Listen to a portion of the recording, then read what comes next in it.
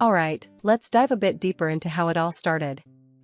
The day I met Tom wasn't anything special, at least it didn't start that way. Just me, trying to break free from the grind with a bike ride. Then, bang, my chain decides to call it quits right in the middle of nowhere. Picture this, me, stranded, with my bike flipped upside down, hands covered in grease, and not a clue on how to fix it. That's when Tom showed up. "Looks like you could use a hand," he said, rolling up on his bike, a grin plastered on his face.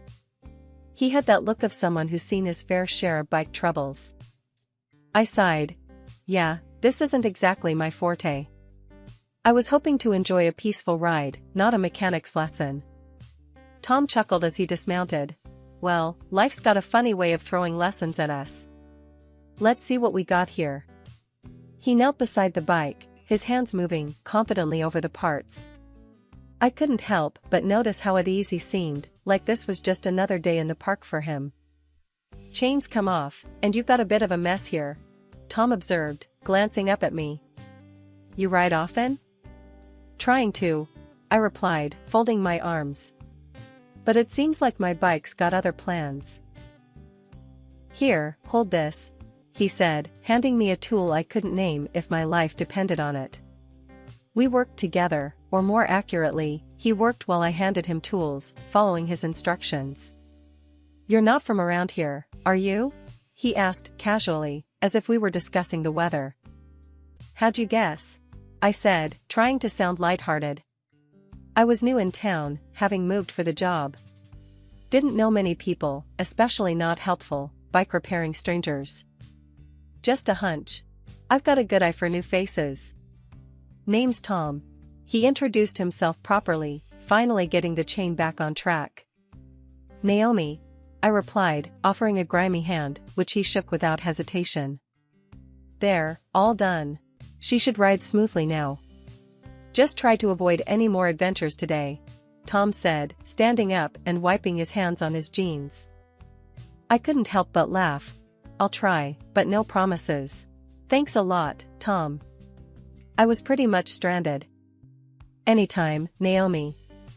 If you ever need a riding partner or another lesson in bike mechanics, you know who to call," he said with a wink. His casual confidence was disarming. Not in a bad way, though. It felt like talking to an old friend, someone who just gets it. We parted ways, but not before exchanging numbers.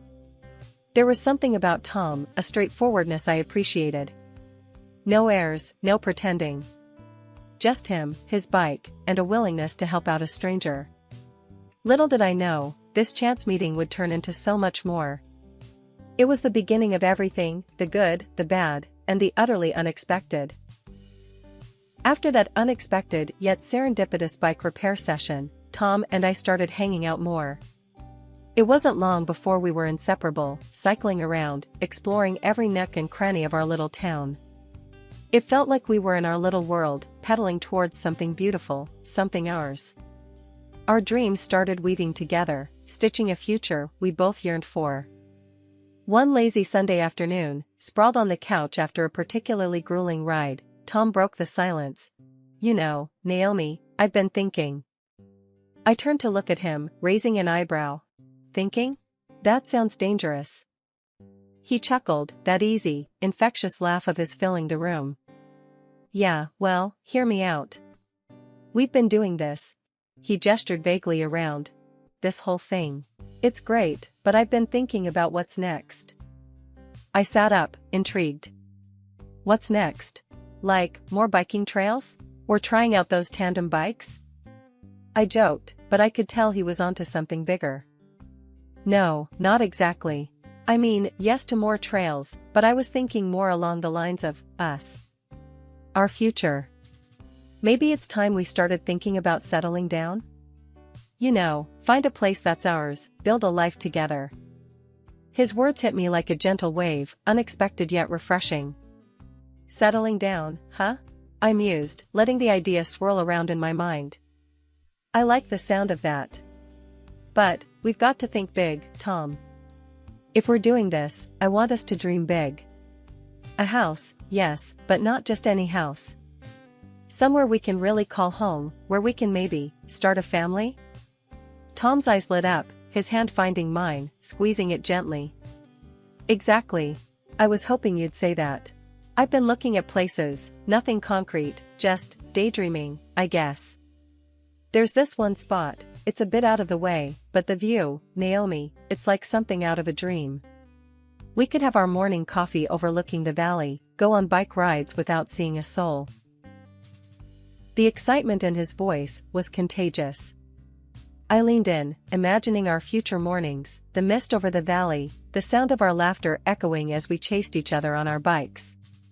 Tom, that sounds perfect. But, it's gonna be a lot of work. We're gonna have to hustle like never before. Yeah, I know. But we've got this, Naomi. We make a pretty damn good team, if I say so myself. And hey, no one said our dreams would be handed to us. We'll work for it, every step of the way. The determination in his voice was all the confirmation I needed. We were in this together, ready to face whatever came our way. But, Tom, we've got to make sure we're on the same page here. No sugarcoating, no holding back. If we're doing this, it's gonna take everything we've got. Savings, late nights, maybe even cutting back on some of our adventures. Tom nodded, his expression serious. I get it, and you're right. It's not gonna be easy. But imagine, just imagine, Naomi, coming home to our place, our kids running around in the yard.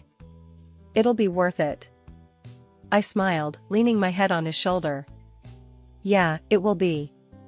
And hey, when things get tough, we'll just remind each other of that view, of the mornings we're working towards. Deal? Deal, he agreed, wrapping an arm around me.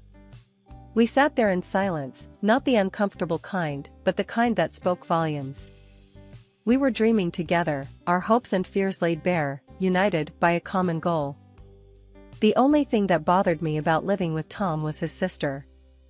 Stepping into Lily's world is like walking into a never-ending party, where responsibility is the guest that never got invited.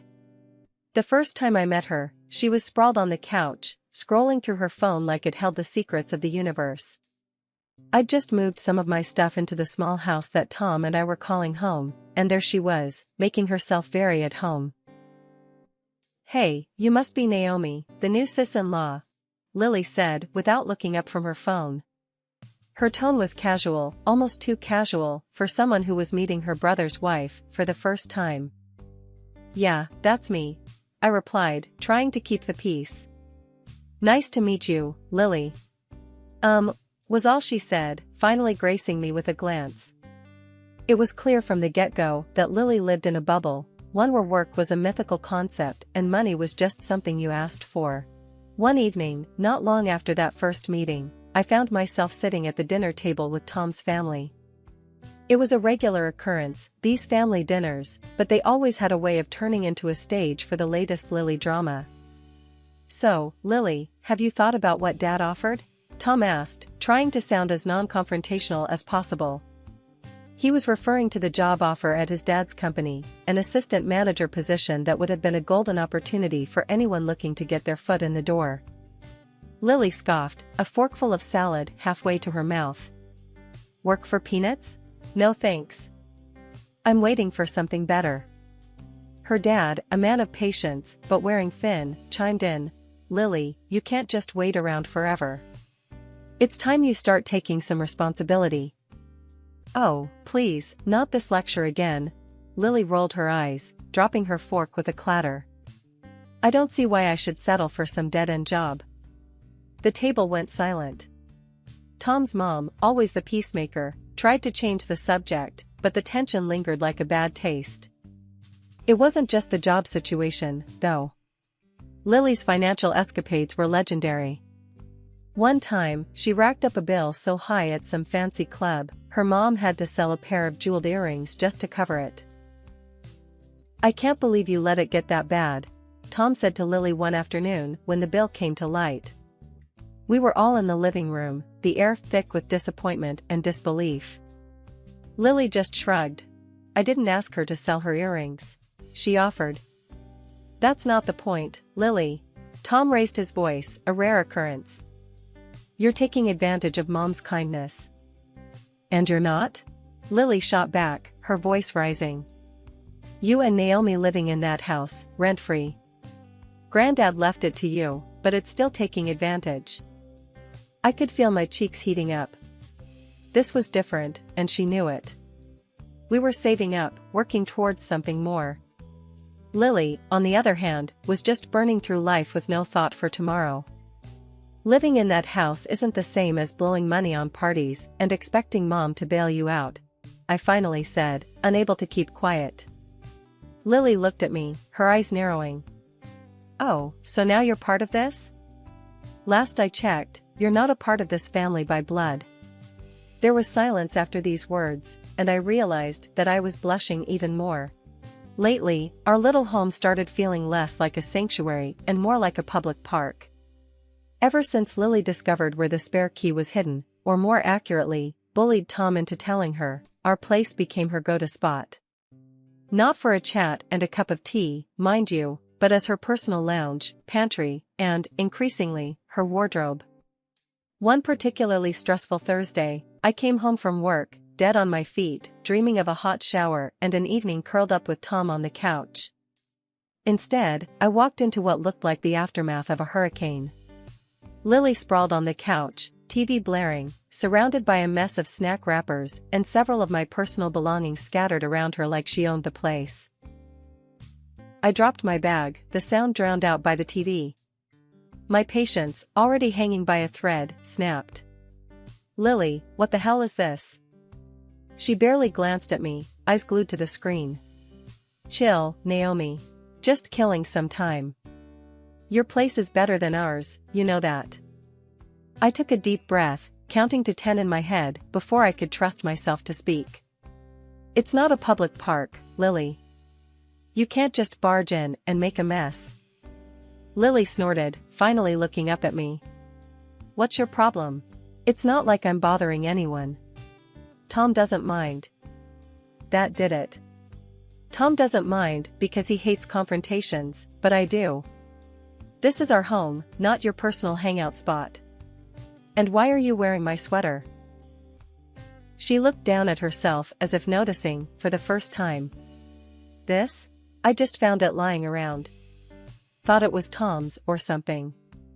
Right, because Tom really strikes me as the pastel sweater type. I shot back, the sarcasm heavy in my voice.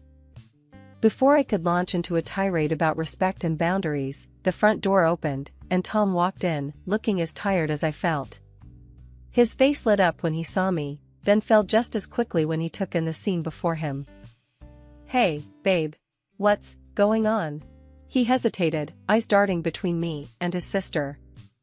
Ask your sister why she thinks it's okay to treat our house like her personal dumpster, I said, frustration bleeding into my words.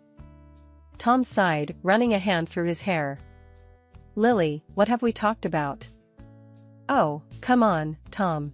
I'm just relaxing. Naomi's making a big deal out of nothing. Lily protested, finally turning the TV off and standing up, making no move to clean her mess. Tom looked at me, then at his sister, a silent battle of wills playing out. Lily, you gotta respect our space. And Naomi's stuff. It's not cool to just take things without asking. Lily rolled her eyes, muttering something under her breath before grabbing her bag. Fine, I'm out. Didn't realize this place was a freaking museum. As she stormed out, Tom and I were left standing in the silence of her wake, the tension thick. He moved to hug me, but I stepped back, my emotions a tangled mess. Tom, we need to talk. This can't keep happening. It's not just about your sister using our place like a hotel. It's about respect, and right now, I'm feeling a total lack of it. Tom's face fell, and he nodded, understanding the seriousness of the situation. You're right. I'll talk to her, Naomi. I promise. We'll set some boundaries. I don't want you feeling like this in our own home. The rest of the evening was spent in quiet contemplation, both of us knowing that a conversation with Lily was just a temporary fix. The real challenge was ensuring she understood the meaning of boundaries and respect. That fateful day I caught Lily red-handed, rifling through my personal belongings, marked a turning point. There she was, in my bedroom, drawers open, my stuff scattered all around her. My jaw dropped. "What in the world do you think you're doing?" I demanded, my voice echoing off the walls. Lily, nonchalant, barely glanced up. "Just borrowing a few things. No big deal," she shrugged, as if she was doing nothing out of the ordinary. "No big deal? Lily, that's my stuff. You can't just take whatever you want without asking," I shot back, feeling a mix of anger and disbelief. She smirked, looking up with a defiance that took me aback. "Come on, don't be so tight. It's not like you don't have plenty to spare," she retorted, her tone dripping with entitlement. I couldn't believe her audacity. "It's not about having plenty, Lily. It's about respect, something you clearly know nothing about," I replied, my voice rising. She rolled her eyes, stuffing a scarf of mine into her bag, and shot back. "You're making a mountain out of a molehill. Chill out." The confrontation escalated quickly, and before I knew it, Lily had stormed out, muttering insults under her breath. The aftermath left me shaken, but little did I know, it was just the beginning. The next day, Lily's mom showed up at our door, furious. Without so much as a greeting, she launched into a tirade. "How dare you accuse my daughter of stealing? You should be ashamed, hoarding all these things, while she has so little."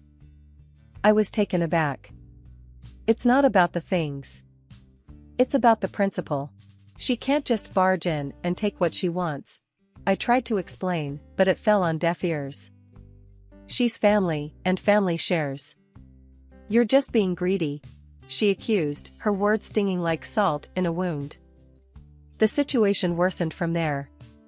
My belongings continued to disappear, only to show up on social media, proudly displayed by Lily as if she'd acquired them through honest means. My frustration grew each day, culminating in the night she decided to bring her drunken party to our doorstep. The noise was unbearable, a cacophony of laughter and shouting that pierced the quiet of our home. Tom, usually the calm one, reached his breaking point. He stormed into the living room, confronting Lily and her rowdy friends. "This is our home, not a bar.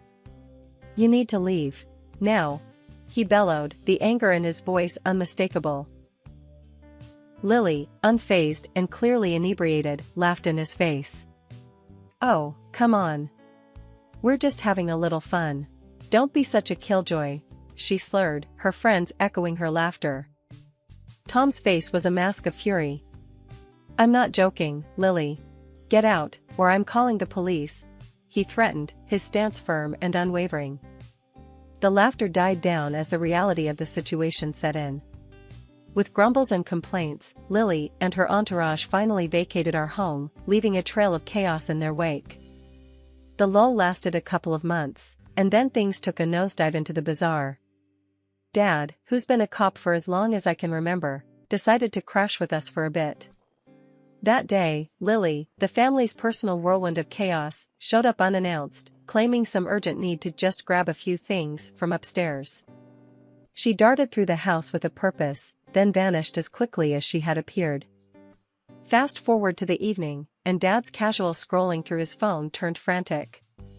Alert after alert popped up, his bank account was hemorrhaging money at an alarming rate. The realization hit him like a ton of bricks, his bank card was nowhere to be found.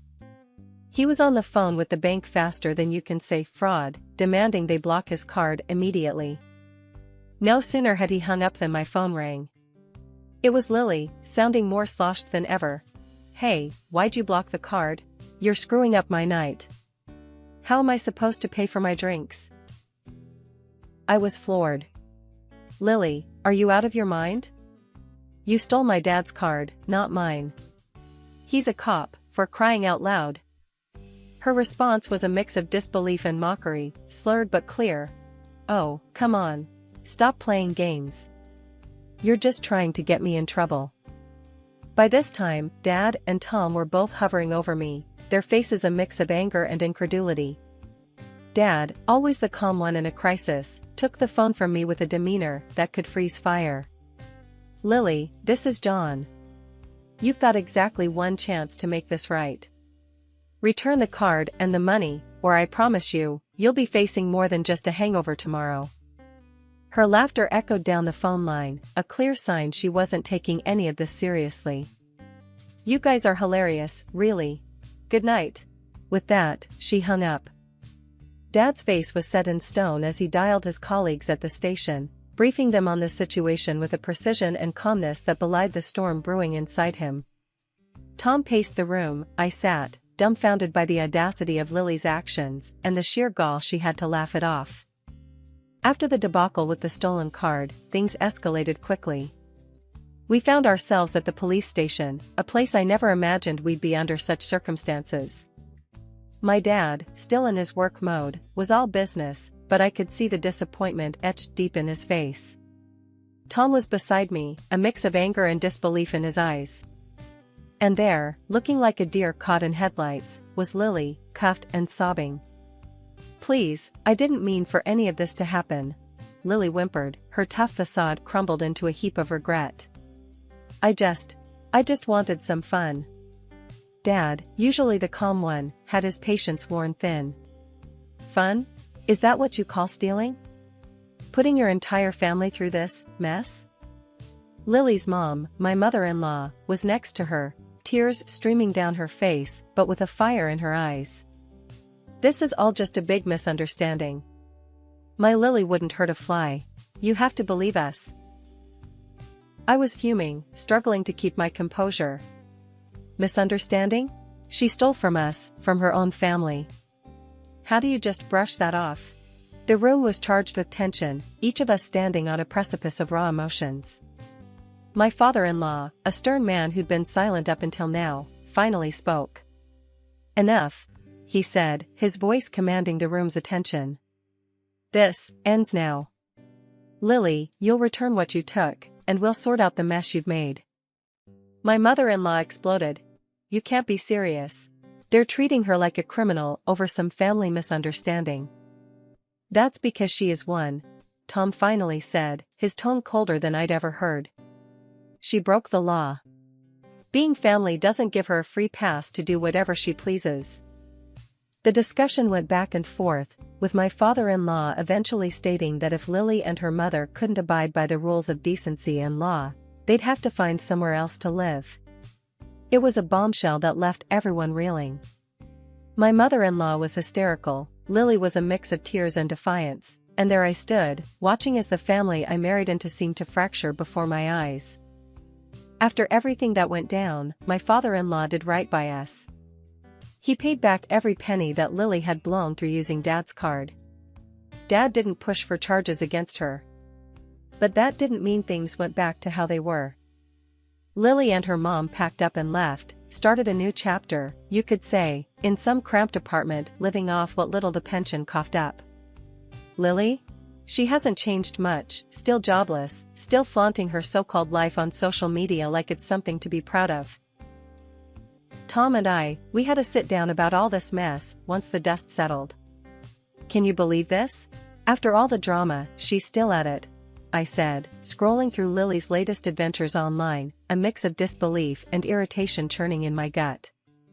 Tom, ever the rock, just shook his head. Let her be, babe. We did what we could. It's on her now. Besides, Tom added, we've got bigger and better things to plan. Like that big house you keep dreaming about. The determination in his voice was contagious. Absolutely. We focus on us, our dreams, the big house, maybe even start talking about kids? Kids, huh? Tom's eyes lit up at the mention. I think we're gonna make great parents. But let's promise to never let our kids turn into mini Lilies. We laughed together, the sound a healing balm to the wounds of the past weeks. Deal. No mini tyrants allowed. I agreed. The next few days were a testament to our resolve. We cleaned, we planned, we dreamed. Our conversations were peppered with ideas for the future, interspersed with moments of reflection on what we'd gone through. I was thinking, I said one evening as we sat with cups of tea, maybe we should start a new tradition. Something that's just ours, to mark the end of one chapter and the beginning of another. Tom nodded, thoughtful. I like that. What did you have in mind? Maybe a bike ride every month. Just the two of us, exploring new places, making new memories. He grinned, squeezing my hand. I love it. It's how we started, after all. It's perfect. As for Lily and her mom, life had taken them on a different path. They faced their own challenges, grappling with the consequences of their actions. From afar, I hoped they'd find their way, learn from their mistakes, and maybe, just maybe, find their own new beginning.